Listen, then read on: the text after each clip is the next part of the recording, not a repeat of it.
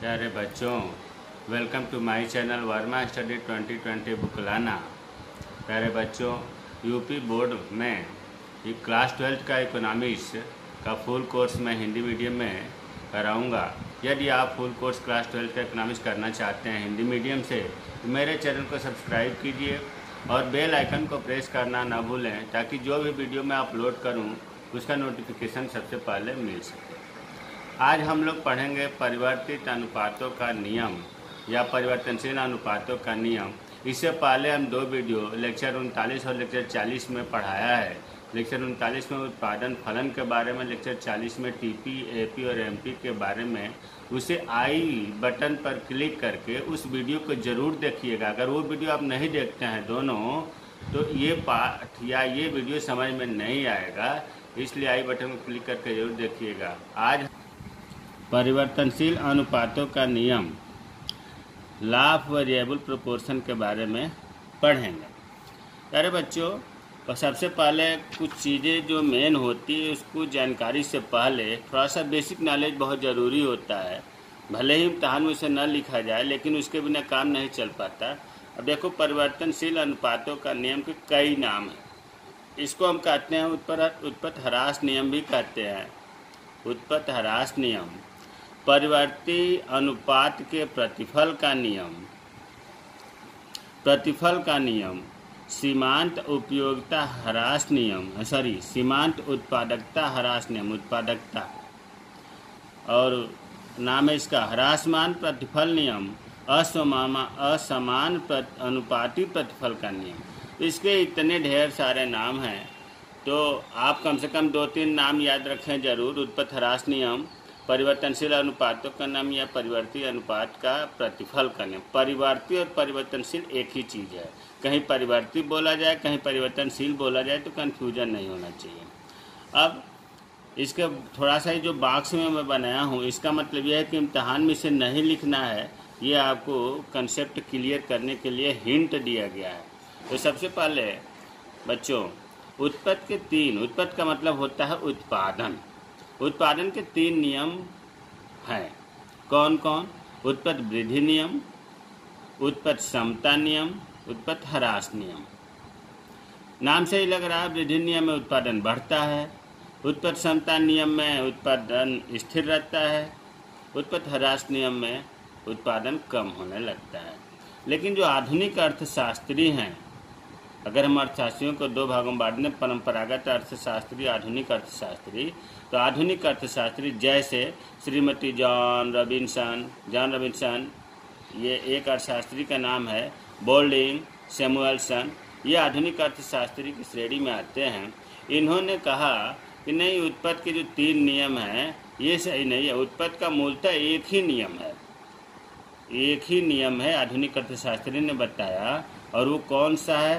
तो उत्पत्ति ह्रास नियम है। बाकी जो ये उत्पत्ति वृद्धि नियम, उत्पत्ति समता नियम है, ये तो उत्पत्ति ह्रास नियम की कुछ समय के लिए अवस्थाएं ही हैं। तो आधुनिक अर्थशास्त्री एक नियम मानते हैं, उत्पत्ति ह्रास नियम। इसी उत्पत्ति ह्रास नियम को ही कुछ अर्थशास्त्री परिवर्तनशील अनुपातों का नियम भी कहते हैं। ये चीज़ आपको क्लियर हो गया कि उत्पत्ति के 3 नियम पहले थे, लेकिन अब एक ही माना जाता है, परिवर्तनशील अनुपातों का नियम। अब एक अलग चीज़, इससे पहले वीडियो में जो मैंने अभी कहा कि आई बटन को क्लिक करके ज़रूर देखिएगा, उत्पादन फलन, जब ये पाठ शुरू हुआ था तो उसमें ये मैं बताया था कि उत्पादन फलन किसे कहते हैं। उत्पादन के 2 घटक बताया था, इनपुट और आउटपुट। इनपुट और आउटपुट के बीच जो भौतिक संबंध होता है उसी को उत्पादन फलन कहते हैं। उत्पादन फलन 2 प्रकार का होता है, अल्पकालीन उत्पादन फलन, दीर्घकालीन उत्पादन फलन।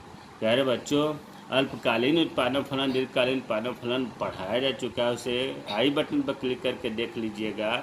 यहाँ मैं केवल इतना ही बताऊँगा कि अल्पकालीन उत्पादन फलन में जो नियम लागू होता है उसे ही कहा जाता है परिवर्तनशील अनुपातों का नियम, और दीर्घकालीन उत्पादन फलन में जो नियम लागू होता है उसे पैमाने के प्रतिफल का नियम कहा जाता है।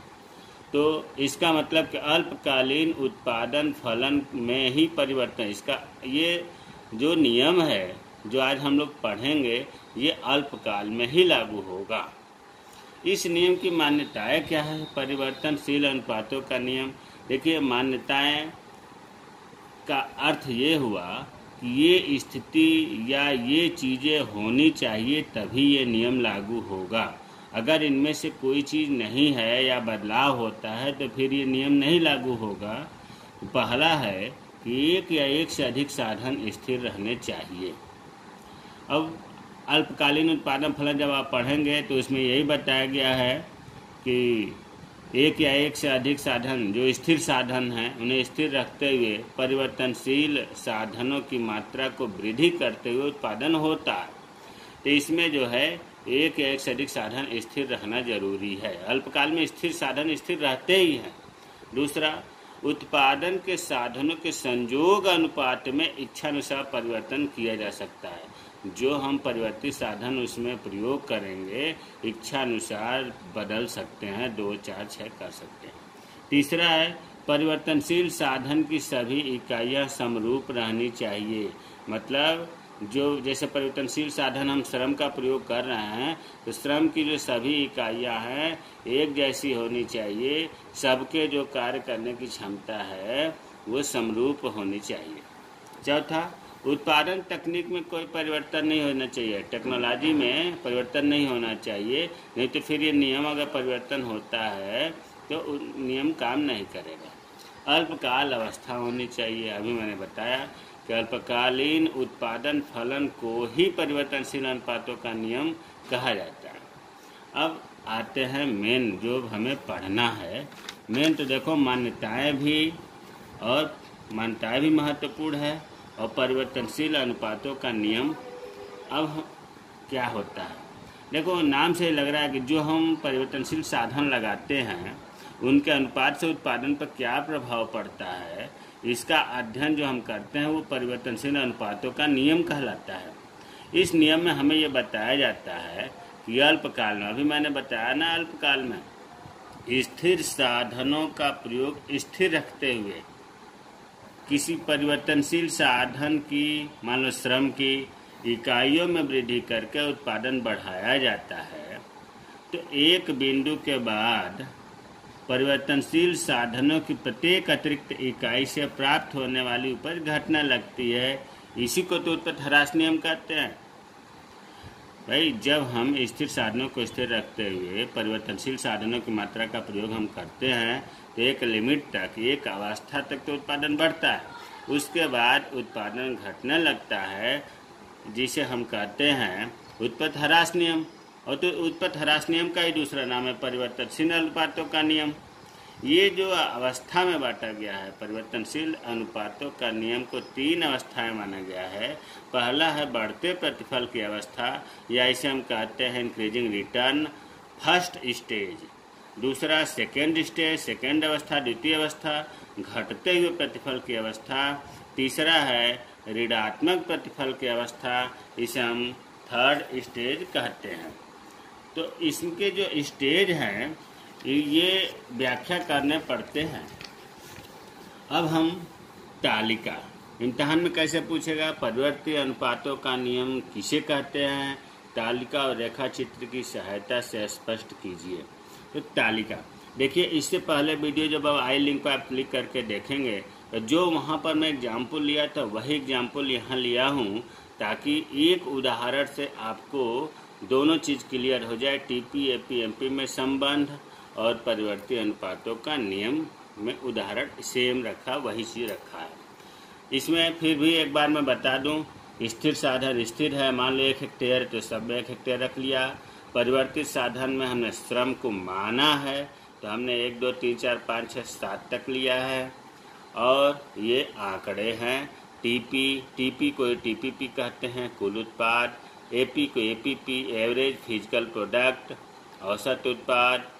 मार्जिनल प्रोडक्ट या मार्जिनल फिजिकल प्रोडक्ट, सीमांत उत्पाद। यार बच्चों, मैंने पिछले वीडियो में बताया था कि इसे याद कैसे करें, फिर भी मैं थोड़ा सा हिंट कर देता हूं कि सबसे पहले एमपी को लिखने के लिए मैं बढ़ते हुए संख्या को लिखते हैं, फिर घटते हुए संख्या को लिखते हैं, फिर 0 में लिखते हैं, फिर माइनस में लिखते हैं। देखो, मान लो हमने 5, 7, 9 बढ़ते हुए संख्या लिखा, फिर 7, 2 घटते हुए क्रम में लिखा, फिर 0 लिखा, फिर माइनस लिखा।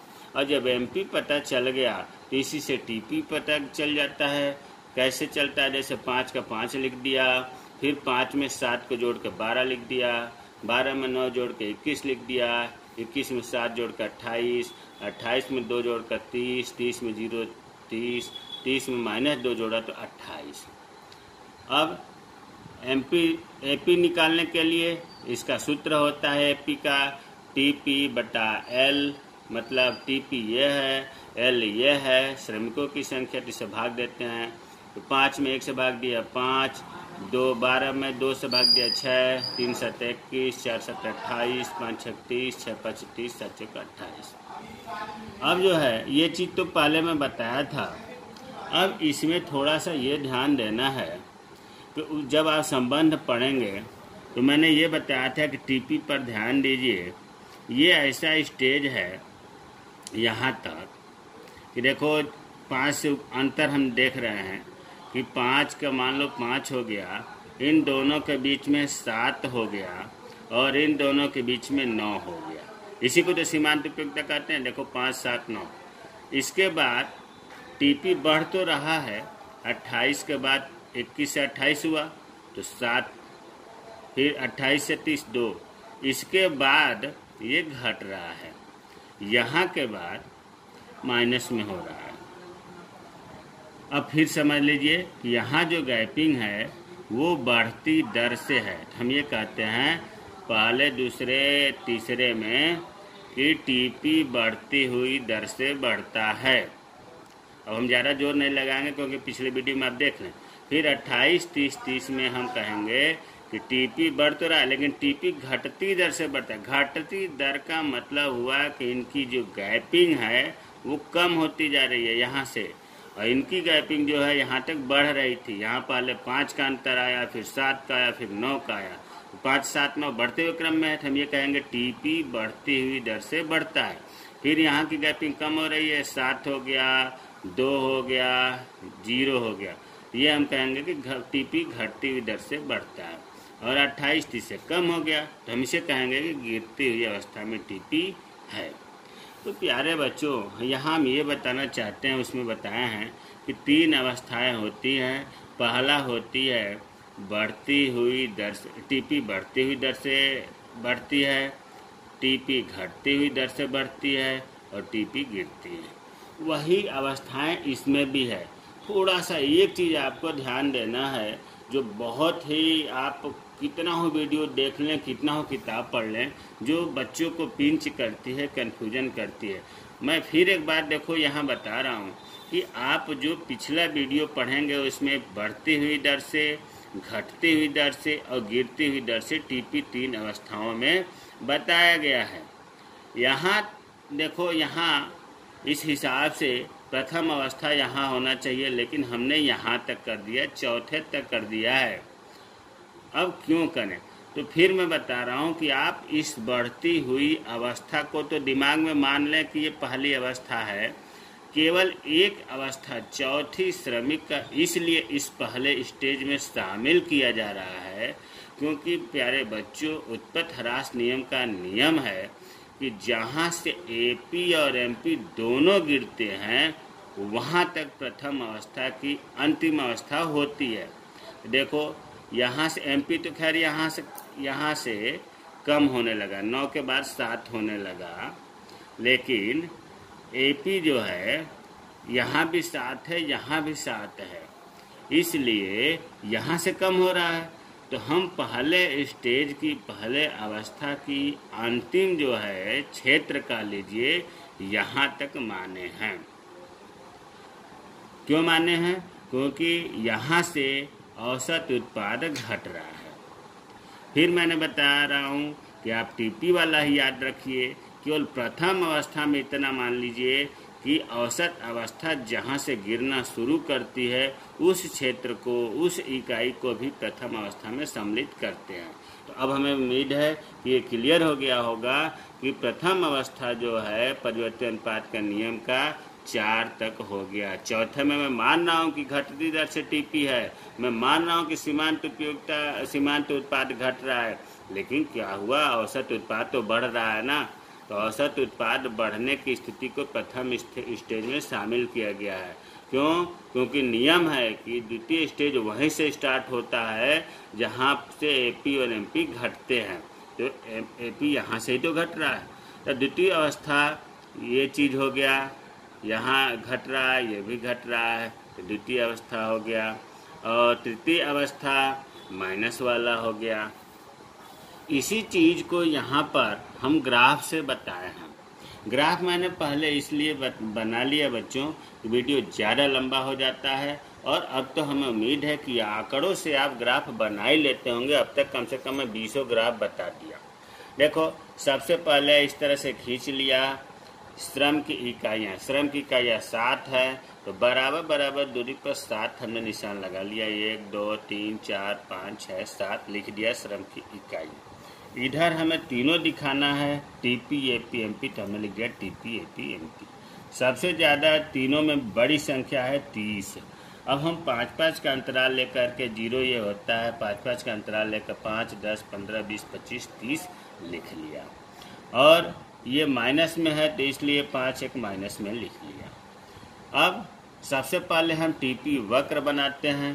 तो देखो, 1 पर 5, 1 पर 5 का निशान लगा दिया, 2 पर 12 का लगा दिया, 3 पर 21 का लगा दिया, 4 पर 28 का लगा दिया, 5 पर 30 का लगा दिया, फिर 6 पर 30 लगा दिया, 7 पर 28 लगा दिया, फिर इनको इस मिला लिया, जिसे हम कहेंगे कुल उत्पाद या टीपी वक्र। उसी तरह से एपी का हमने बना दिया। एक देखो, श्रमिक का 1 का 5 है तो 1 पर 5 वही लगा, 2 पर 6 है तो 6 पर लग गया, है ना। 3 पर 7 है, 7 पर निशान लग गया, 4 पर 7 है, फिर 5 पर 6 है, और 6 पर 5 है, और 7 पर 4 है। इसे मिला दिया, ये हमारा हो गया एपी अवस्था। एमपी का भी इसी तरह से लगाएंगे। 1 का 5 हो गया, 2 का 7 हो गया, 3 का 9 हो गया, 4 का जो है 7 हो गया, 5 का 2 हो गया, और 6 का 0 हो गया। 0 यहाँ होगा और माइनस में नीचे आ जाते हैं। इस तरह से इसको बना लिया। अब जो है, इसको हमने जो 3 अवस्था बांटा है, प्रथम अवस्था, द्वितीय अवस्था, तृतीय अवस्था। अब यही चीज़ समझना है, और जब समझ में आ गया तो यही चीज़ व्याख्या हो जाती है। रटने से काम नहीं चलेगा। इकोनॉमिक्स ऐसा सब्जेक्ट है कि रटा ही नहीं जा सकता, और अगर समझ में आ गया तो बहुत आसान है प्यारे बच्चों, और समझ में तो आएगा ही। अब देखिए, सबसे पहले हम टीपी का ध्यान दें। टीपी आप यहाँ तक देख रहे हैं, इसमें कि मैंने बताया था कि 3 इकाई तक, परिवर्तनशील 3 इकाई तक टीपी बढ़ती हुई दर से बढ़ता है। तो देखो, 1 2 3 के आगे यहाँ हमने, जैसे मान लो हमने लिख दिया एस, इस पॉइंट को एस लिख दिया। यहाँ लिखा है मोड़ बिंदु, कहीं कहीं पर इसे किताबों में मिलता है घुमाव बिंदु। तो इस मोड़ बिंदु का मतलब ये हुआ, टीपी की बात कर रहा हूँ, ध्यान से सुनिएगा, कि यहाँ से ले कर के यहाँ तक टीपी बढ़ती हुई दर से बढ़ रही है। टीपी बहुत तेज़ी से बढ़ती हुई दर से यहाँ तक बढ़ता है। इसके बाद टीपी बढ़ तो रहा है, लेकिन घटती दर से बढ़ रहा है। यहाँ से इसके ढलान में परिवर्तन हो रहा है, इसलिए इस पॉइंट को मोड़ बिंदु कहते हैं। और मोड़ बिंदु को दिखाने के लिए हमने नीचे लाइन डॉट डॉट खींच लिया। इस पॉइंट को मान लो हमने एम रख दिया, तो अब आपको मोड़ बिंदु क्लियर हो गया होगा। लेकिन मोड़ बिंदु तक ही फर्स्ट स्टेज नहीं है। अभी हमने बताया था कि इसके आगे एपी गिरता है, अर्थात चौथे इकाई में एपी चौथे इकाई तक बढ़ा है या स्थिर है, तो यहाँ तक। तो इसलिए प्यारे बच्चों, चौथे मतलब जो लाइन है ये, यहाँ तक, इसे हम कहते हैं प्रथम अवस्था। ध्यान दीजिए, चौथे इकाई तक प्रथम अवस्था हुआ, फर्स्ट स्टेज जिसको कहते हैं। तो फर्स्ट स्टेज में क्या लिख सकते हैं?